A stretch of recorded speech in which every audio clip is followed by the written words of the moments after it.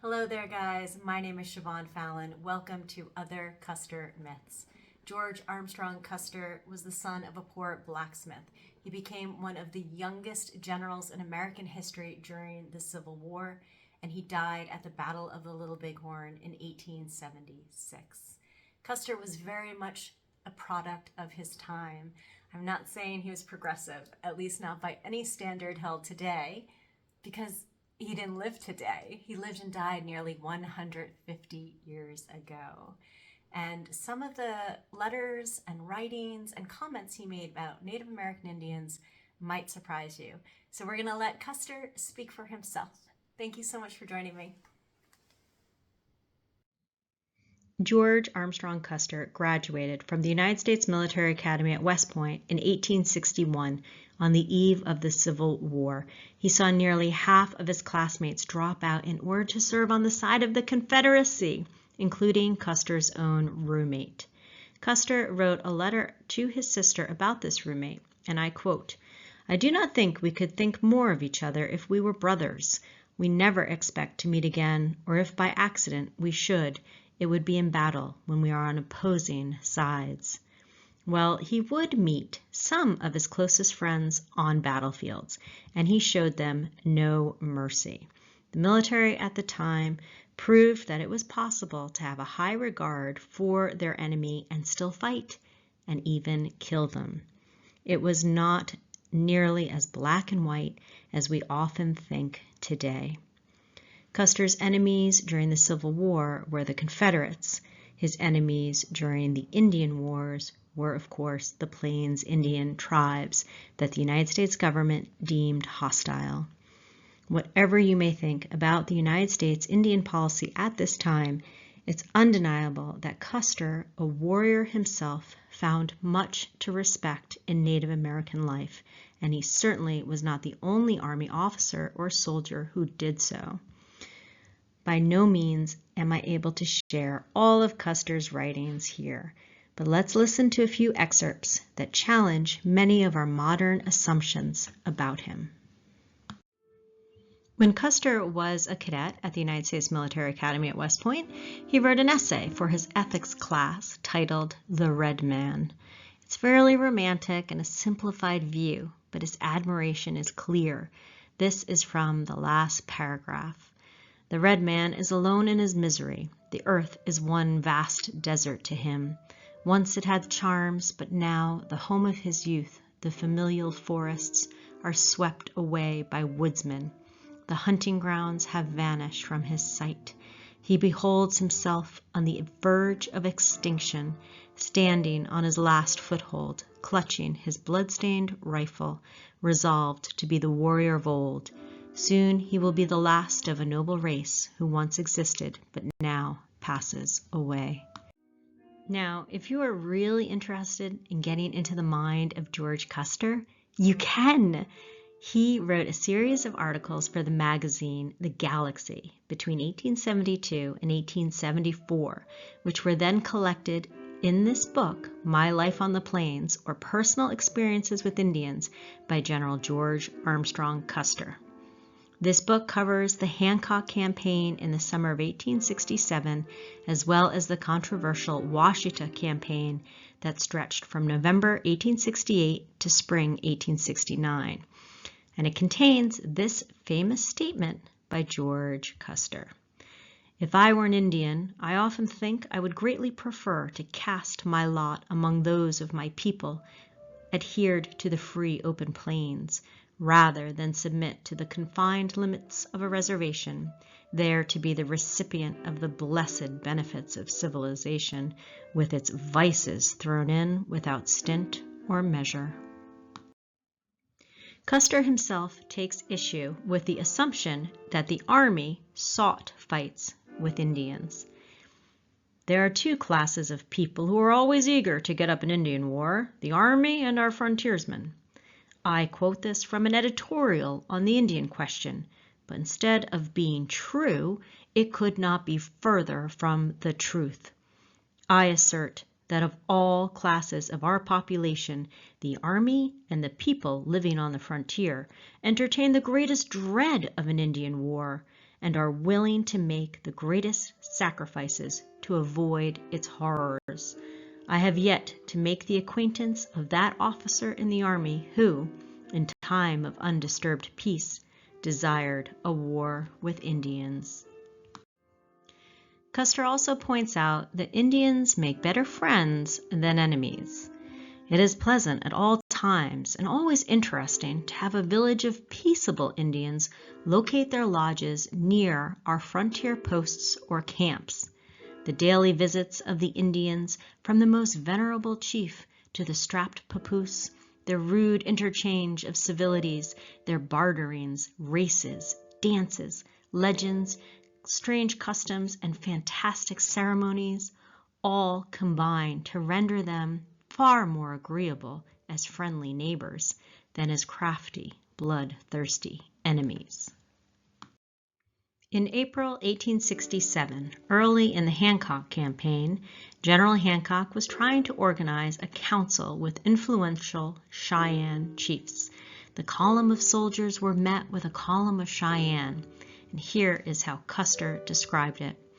We witnessed one of the finest and most imposing military displays, prepared according to the Indian art of war, which it has ever been my lot to behold. It was nothing more nor less than an Indian line of battle, drawn directly across our line of march, as if to say, thus far and no further. The Indians were mounted. All were bedecked in their brightest colors, their heads crowned with brilliant war bonnet, their lances bearing the crimson pennant, bows strung and quivers full of arrows. Chiefs could be seen riding along as if directing and exhorting their braves to deeds of heroism. The Cheyenne dog soldiers were connected with many of the attacks on frontier settlements and on U.S. troops. Custer described them in this way. The dog soldiers were a band of warriors principally composed of Cheyenne, but made up of the turbulent and uncontrollable spirits of all the tribes. They were by far the most troublesome, daring, and warlike band to be found on the plains. Their warriors were all fine-looking braves of magnificent physique, and in appearance and demeanor more nearly conformed to the ideal warrior than those of any tribe.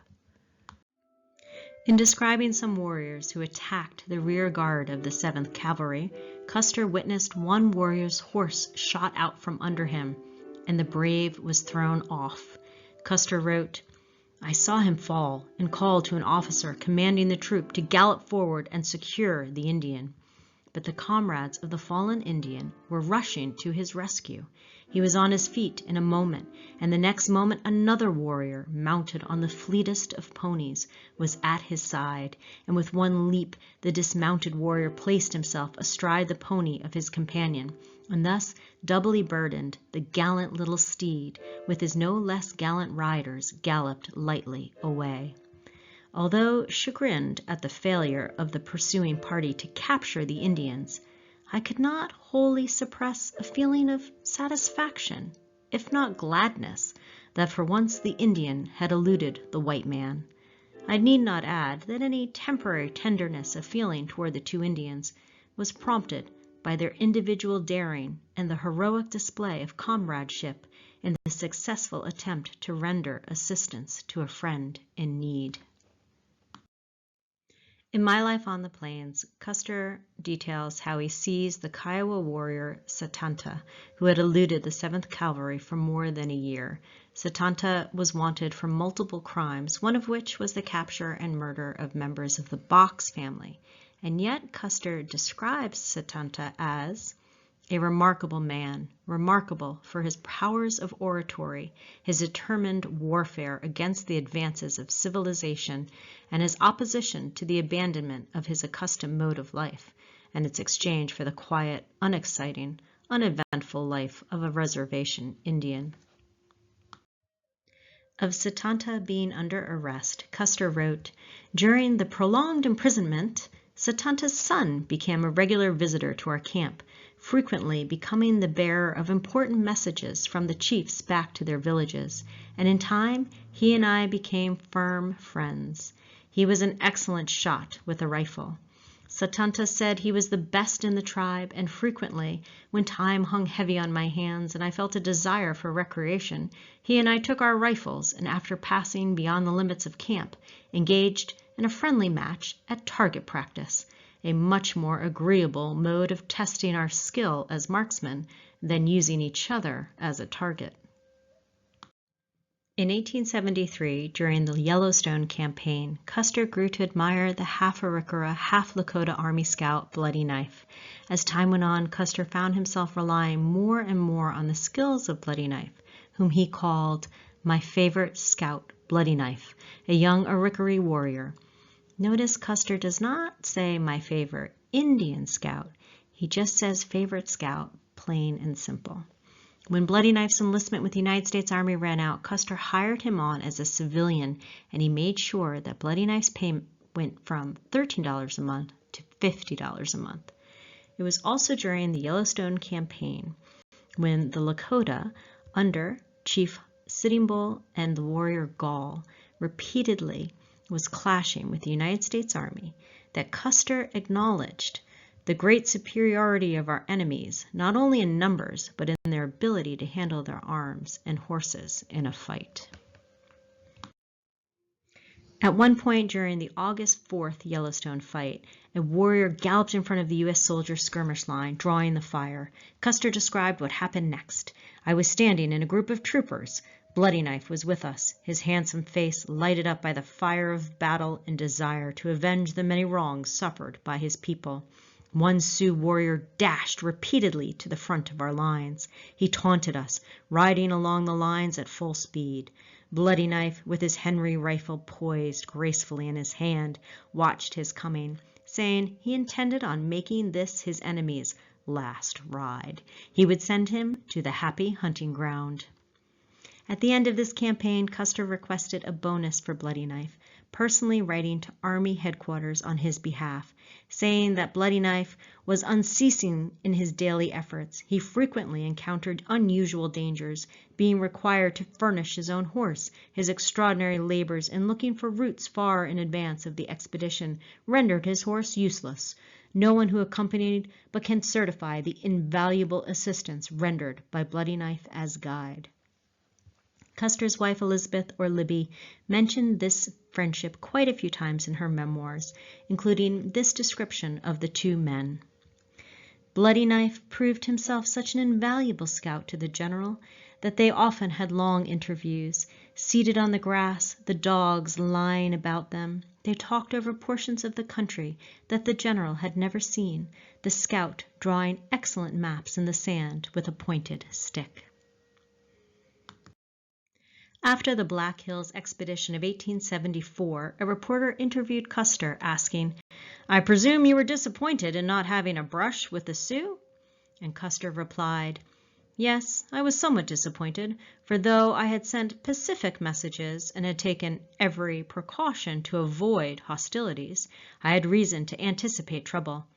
I was disappointed and am heartily glad of it. Some thought I courted an engagement. Such was not the case, and I congratulate myself and the country on the return of the expedition without bloodshed." In another interview in 1875 with a reporter from the New York Herald, Custer said, "The success of the reservation system depends on the government keeping its promises. The Indians have a strong attachment for the lands containing the bones of their ancestors and dislike to leave it. Love of country is almost a religion with them. It is not the value of the land they consider, but their strong local attachment that the white man does not feel and consequently does not respect. The Indian keenly feels the injustice that has been done to him, and being of a proud and haughty nature, he resents it." Custer was called to testify before Congress about Grant administration corruption in April 1876. One of the things he pointed out was how this corruption affected supplies for both the U.S. soldiers at their forts as well as for the Indians on their agencies. Custer detailed how a trader had tried to sell him bags of corn that he knew had already been sold and meant for an Indian agency. When Custer refused to accept this corn, he received an order from Washington telling him he must accept the corn. Custer testified that this sort of corruption led to, quote, Indians living on their ponies and almost in a starving condition. While at his post at Fort Abraham Lincoln, Custer wanted to feed the Indians rations, and he tried to get permission. He testified, there was no law under which I could send supplies down, but there is a law authorizing the feeding of Indians temporarily at a military post. And I said, if the Indian Bureau would allow the Indians to come up, I would issue rations to them. The Indian Bureau sent word back that they preferred to feed the Indians themselves.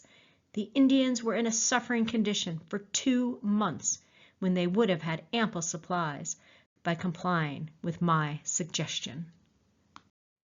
After testifying before Congress, Custer returned to Fort Abraham Lincoln, Dakota Territory, just in time to join the campaign that terminated for him at the Battle of the Little Bighorn. He brought back gifts for Bloody Knife, a silver medal engraved with his name, and a handkerchief decorated with blue stars. Libby Custer wrote, the general studied to bring Bloody Knife something from the East that no other Indian had. On June 21, 1876, Custer wrote to Libby from the campaign, I now have some Crow Scouts with me, as they are familiar with the country. They are magnificent-looking men. They said they had heard that I never abandoned a trail, that when food gave out, I ate mule. That was the kind of man they wanted to fight under. They are willing to eat mule too. Not long before reaching the Little Bighorn, Custer met with the Arikara Scouts allied with the U.S. Army and told them that if they were victorious over the Sioux, Custer would go to Washington, D.C., and he'd take Bloody Knife with him, maybe all of them with him. The Arikara Red Star quoted Custer as saying, my brother Bloody Knife will return, and when he arrives home he shall have a fine-looking house built for him, and you will have positions under him, and you will have plenty to eat for all time to come, you and your children. Red Star continued, Custer had a heart like an Indian. If we ever left out one thing in our ceremonies, he would suggest it to us. We got on our horses and rode around, singing the songs. Then we fell behind Custer and marched on. One criticism of Custer that always comes up is that when deciding whether or not to attack the Lakota and Cheyenne villages at the Battle of the Little Bighorn, Custer did not listen to his Indian scouts. Well, according to the Arikara scout Red Star, an actual eyewitness, Indian scouts gave Custer conflicting advice, and Custer chose to listen to the Crow scouts rather than the Arikara scouts. Red Star remembered, Custer said angrily, I say we have not been seen. I want to wait until it is dark and place our army around the Sioux camp.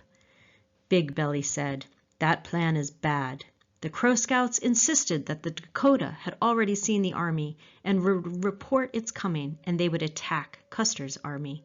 The Crow wanted him to attack at once that day and capture the horses of the Dakota and leave them unable to move rapidly. Custer replied, yes, it shall be done as you say. And that's just what Custer did. Whatever feelings of respect and understanding Custer may have had toward the tribes, it did not save him on June 25, 1876. The summer campaign began with a massive expedition with 3 columns of soldiers under the leadership of General Terry, General Crook, and Colonel Gibbon. But it was Custer's 7th Cavalry that first came upon the combined forces of the Lakota and Cheyenne camped around the Little Bighorn River. Afraid they'd pack up and scatter, Custer attacked. Of the 12 companies of the 7th Cavalry on the Little Bighorn that day, the 5 companies with Custer died on the battlefield to the last man. The Lakota and Cheyenne, fighting with every bit of superior force and skill that Custer had once acknowledged, won a stunning an overwhelming victory that day. Well, guys, I realize I was hardly scratching the surface there. So if you have any questions, you want more information, please leave me a comment, like, subscribe, watch another video. There's a bunch of them to choose from, and I'm already working on another. Thanks to my friends who helped, especially Dale Cosman. And check the description box. I'll have my sources there. Okay, guys, I hope I see y'all again soon. Thanks for watching. Bye.